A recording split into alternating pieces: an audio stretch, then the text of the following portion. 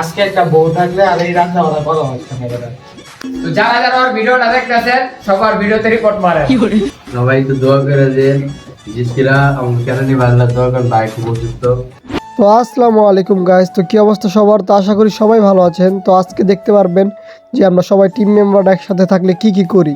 তো এইখানে আমার বন্ধু হাসান পেঁয়াজ কাঁচামরিচ ধনিয়া পাতা এগুলো কাটাকাটি করতেছে। তো হ্যালো গাইস, আসসালামু আলাইকুম। আপনারা সবাই কেমন আছেন?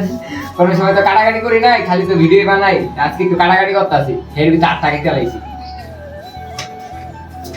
তো দেখতে থাকেন আমরা কি কি করি আজকে।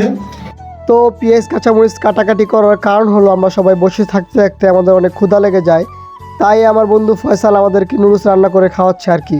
তো দেখতে দেখতে আমাদের নুডলসগুলো সিদ্ধ হয়ে যায়, তাই ফয়সাল এখানে এগুলোকে ঠান্ডা পানি দিয়ে ঝরিয়ে নিচ্ছে।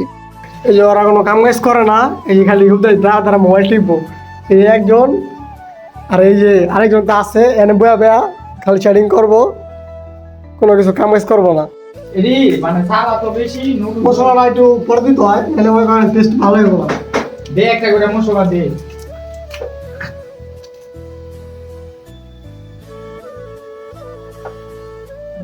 ম্যাগি মশলা কি দুইটা দিয়ে দিতে হবে? না, এই ক্যামেরা পিছনে আমাদের কাঙ্ক্ষিত বড় ভাই সদ্য নেতা আসিফ ভাই আছে, তাকে দেখেন। ওর কাম একটাই। ভাই একটু ক্যামেরা ধরতে গেছে, ভাইয়ের বউ একটু ধীরে দিলাম। তো এইখানে দেখেন আপনারা, আমরা সামান্য নুডলস রান্না করতে যে যেই পরিমাণ ময়লা করেছি, আমার মনে হয় না যে 500 মানুষের আয়োজন করলেও এত ময়লা হয়। তো এইখানে আমাদের ফয়সাল ভাই আর কি একটা টিকটক ভিডিও বানাচ্ছে, তো আমরা দেখতে হবে আর কি। তো অবশেষে নুডলস রান্না হয়ে যাওয়ার পরে আমরা সবাই চলে আসি আমাদের রুমে নুডলস খাওয়ার জন্য। তো এখানে আবার ফয়সাল লবণ নিয়ে আসছে, যদি কারো লবণ লাগে তাহলে নিয়ে নেওয়ার জন্য।